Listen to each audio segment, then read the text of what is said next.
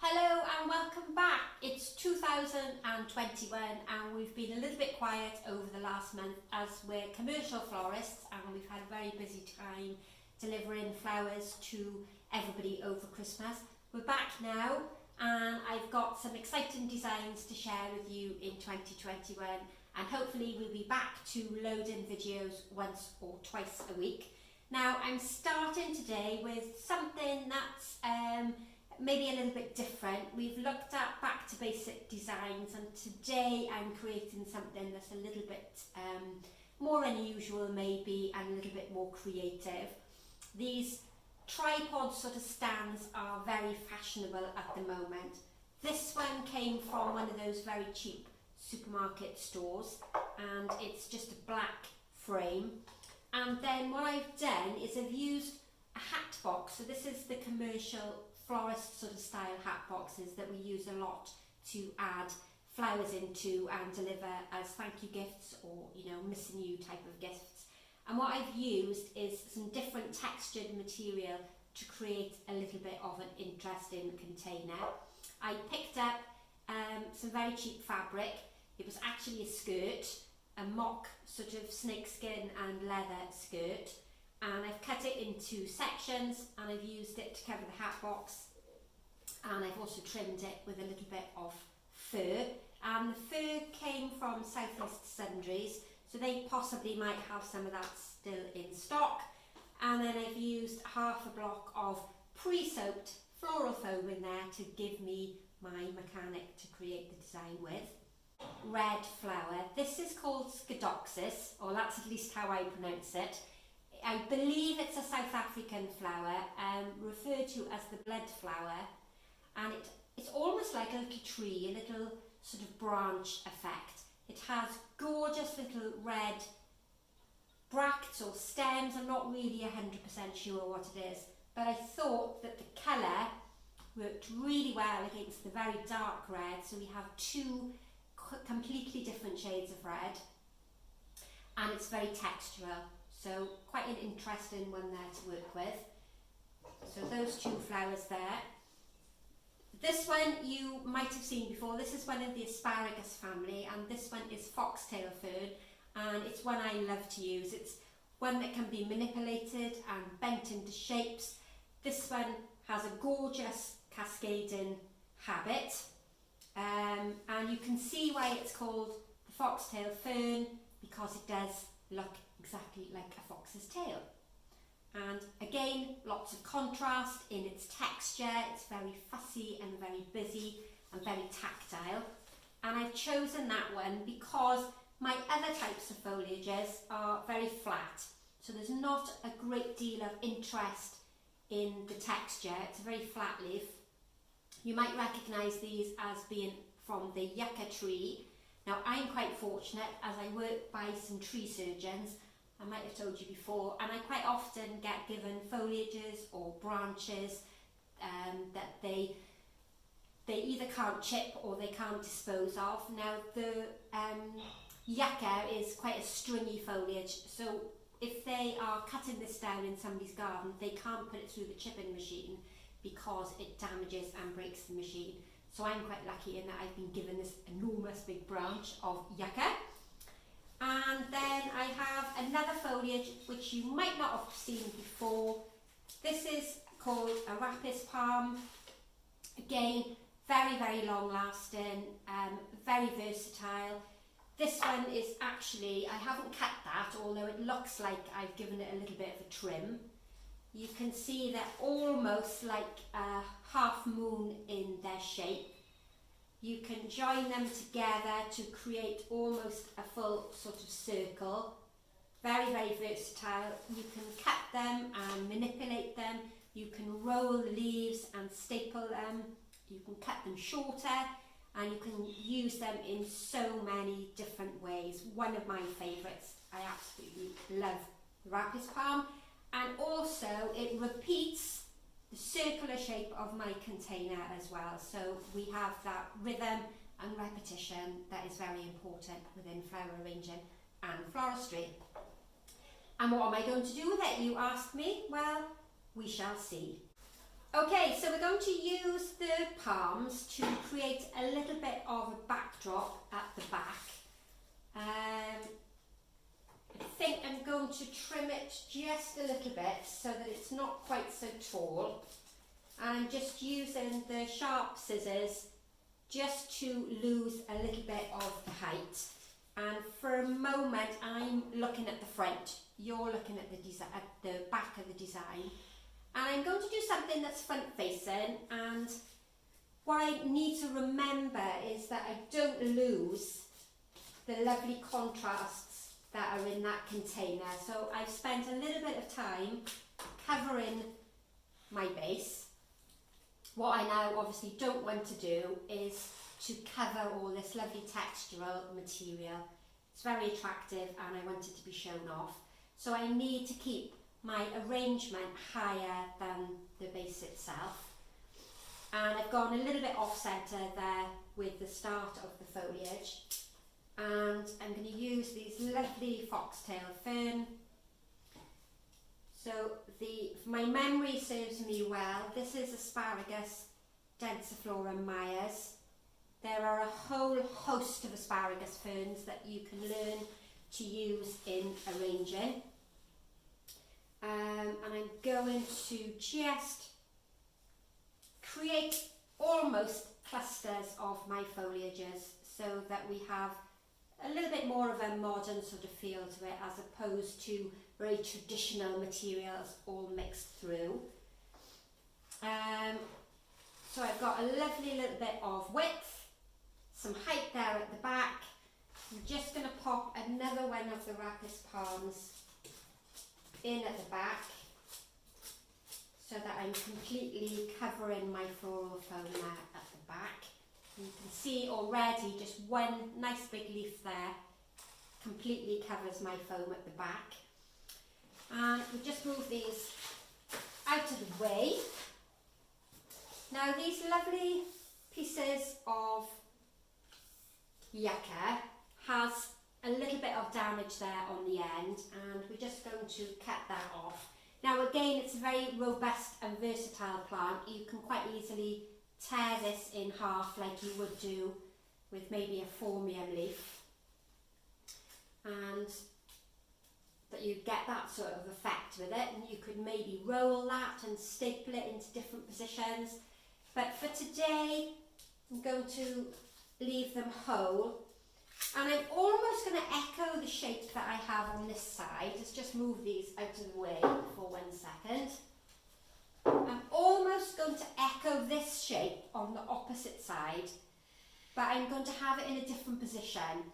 If I repeat this on the opposite side in exactly the same position, the design becomes quite traditional, and it almost looks, you've heard me say it before, almost looks like a pair of wings on either side. So what I've done here is I just used the leaves that are, oh, I won't pick that one. I'm going to use this one because it has a little bit more flexibility in it. That one was quite stiff. What I'm almost doing is creating two different placements of similar shapes, so they're both arching but in opposite positions. And on this side, because these leaves are a lot more visually heavy, it's a solid colour and a solid shape. Two of them is very similar visually to three of this foliage, which is much softer and almost see-through in its appearance. Okay, so now what I forgot to mention was I also have some Fatsia. Now, traditionally in the UK, we refer to them as Fatsia. If you buy these online from the Dutch auction or maybe from an online supplier, they will probably be called Aralia. So we've got a few of those, and I've got the variegated Draceana. So this is Draceana sanderiana, and this will give me a little bit of light colour. And I'm going to use these now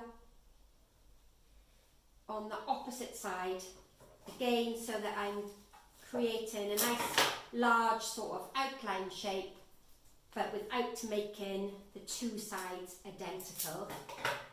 So we've almost got an asymmetric design. It's not balanced on both sides, and the one benefit of these lovely Draceana is you can either use them whole like that, which is what I've done here out at the side, or you can use them as individual leaves.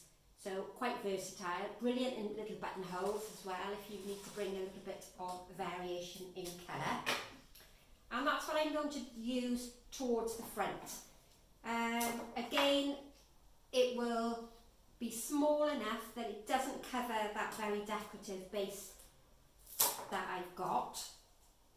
And I'm just going to tuck a little bit here at the back so that I'm bringing some of that variegated colour through to the opposite side, but without overfilling my design.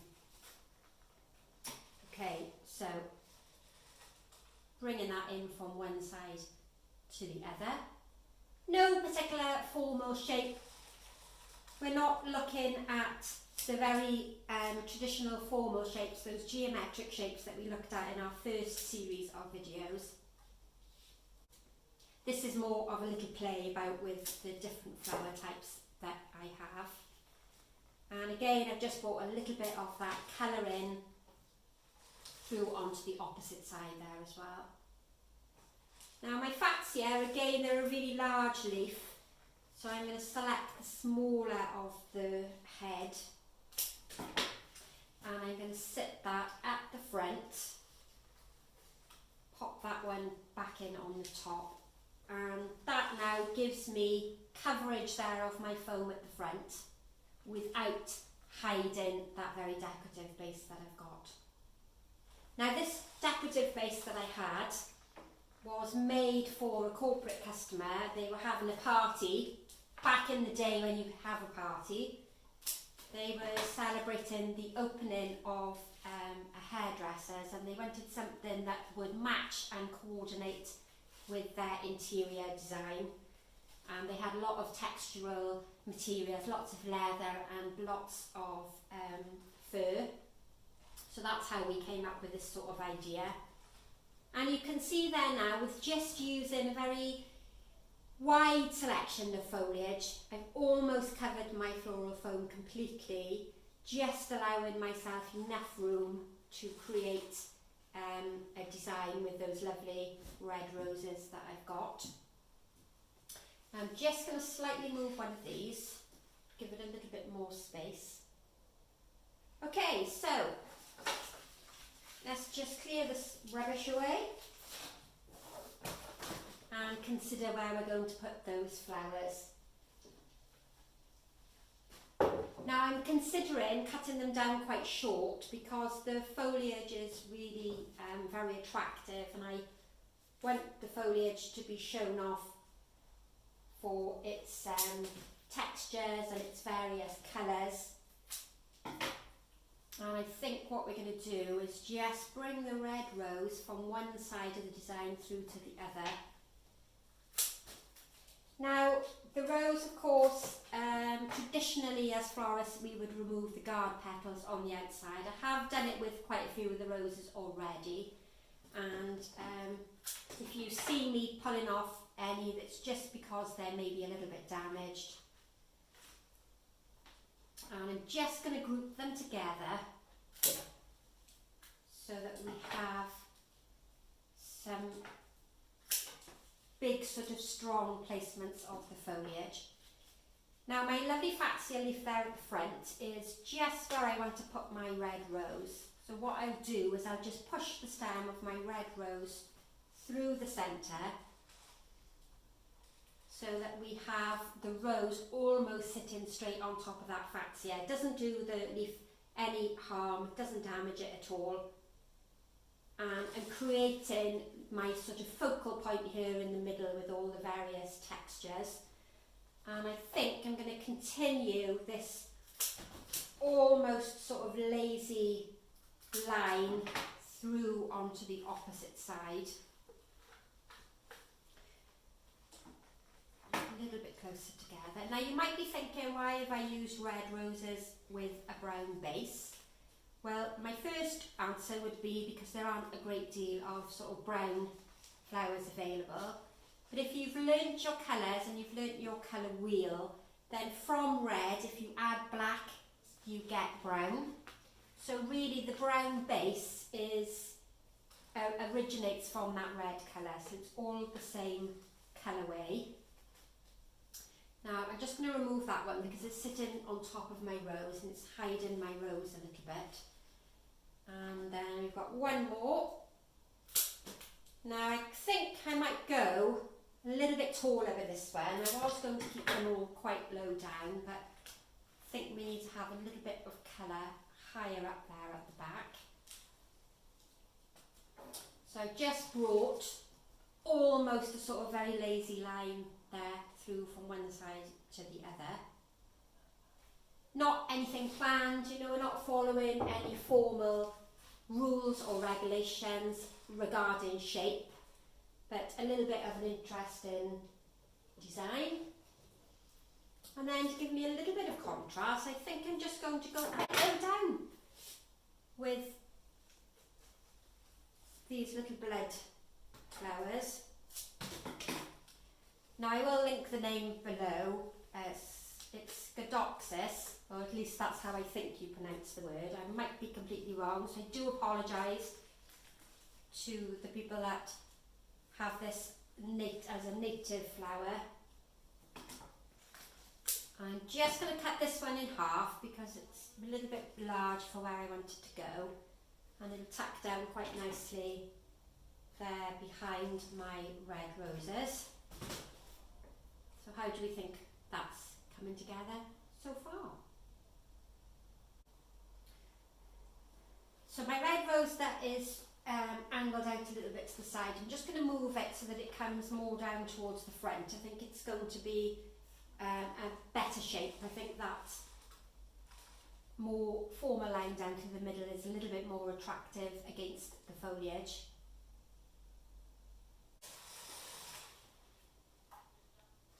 And I forgot to mention when I listed the flowers, I've also got this little grey berry. This is another South African plant material. Collectively they're sort of known as Kaaps green. It's possibly a brunei, and I've picked this one. It's a little bit of a silver colour, but it links really nicely with my fur there at the front, and it will give me a great contrast in colour alongside the very rich greens, and it will add a little bit of lightness to the design as well. Another plant material that's very versatile, the South African foliage that we, at one point we used to call it a safari pack. We used to be able to order it from the wholesalers as a safari pack. Now it often is referred to or collectively known as Kaaps green, and there are a whole host of different colours. We can also buy it in mixed varieties, and you get almost like a heather type flower in it as well.